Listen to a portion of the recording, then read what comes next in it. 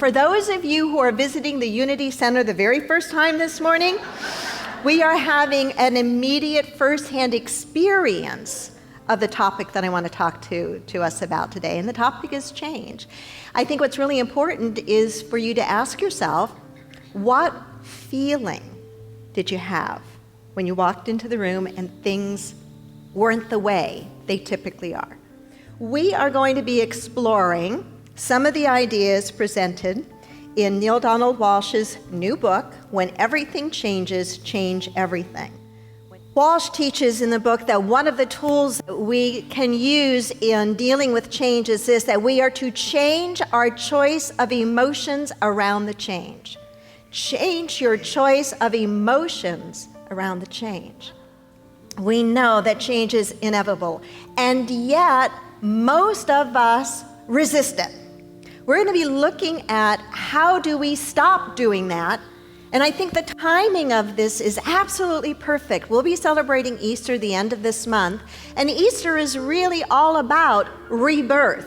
It's all about breaking out of our past and stepping into something new, something bigger, something grander. Well, what I know is that until we are willing to grow, until we are willing to change, we will not go forward. We will be stuck in the same place that we are right now. What is that expression? Everyone thinks of changing the world, but no one thinks of changing himself. If you want to change something, if you want something in your life you've never had, you'll have to do something you've never done. I like what Alan Watts, the Zen teacher, once said, the only way to make sense out of change is to plunge into it, move with it, and join the dance. What if instead of being in resistance to change, we chose to find a way to embrace it? We chose to find a way to use it to propel us forward. So while we may not be able to change everything out here, we can always, always, always choose the thought we're going to think about the change, and by choosing the thought we're going to think about the change, we will put ourselves in a different emotional experience,